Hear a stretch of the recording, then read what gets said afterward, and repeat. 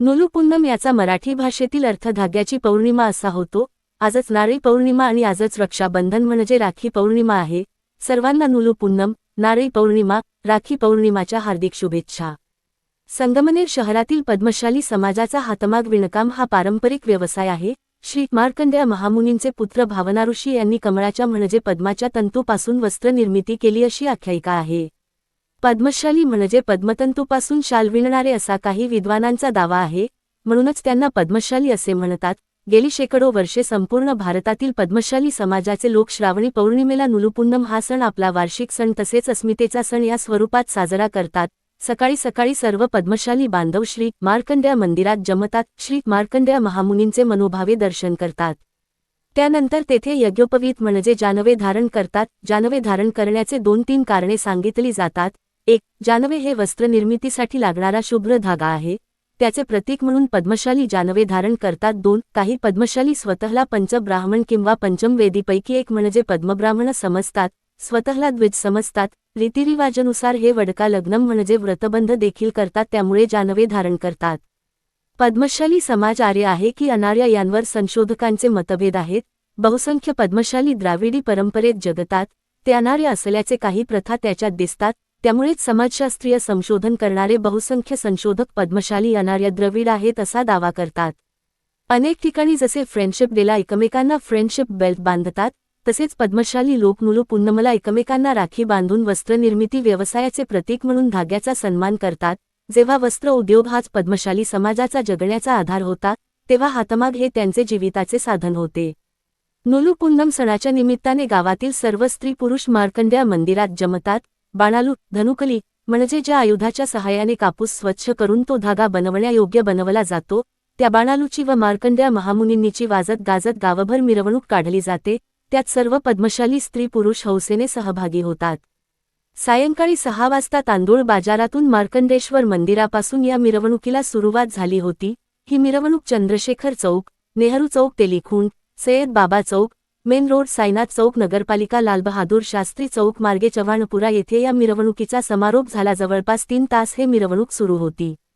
या निमित्ताने पद्मशाली समाजाचे अध्यक्ष गणेश मदास, महिला अध्यक्ष लक्ष्मी इटफव, युवक अध्यक्ष एकनाथ श्रीपत व संजय पगडाळ, अबादास आडेप, रवी उडता, नारायण शेठ इटप, शेखर चुंचूर, चंद्रकांत येनगंदुल यांच्या समवेत पद्मशाली समाजाचे अनेक तरुण कार्यकर्ते आणि महिला मंडळ मोठ्या प्रमाणात उपस्थित होते। या निमित्ताने गणेश मादास यांनी या सणानिमित्ताने माहिती दिली।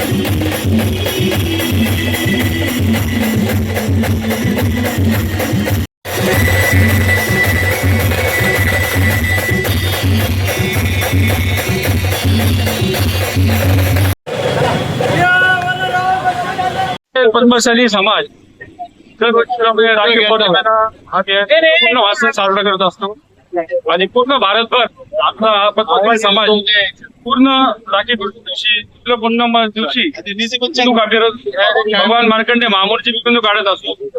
पुणे असेल, नगर असेल, नाशिक असेल, मुंबई असेल, सगळीकडे संगमनेरचं नगर असेल प्रसिद्ध मिरवणूक मिळत असतो. दरवर्षी या मिरवणुकीला आम्ही संध्याकाळी 6:30 चालू करतो. 7-8 चालते गाड्याचा आकार संपतो. सर्व सर्व समाज आपले महिला मंडळ, लोक संघटना आणि सर्व समाजाचे बांधव सर्व जातीने उपस्थित असतात. फार मोठी मिरवणूक असते आणि सर्व चंद्रशेखर चौक सर्व आता आपल्या जेवढे जेवढे चौक लागते सगळे चौक आपले या आमच्या मार्केट महामंडळाचे सरासरी स्वागत करतात. धन्यवाद.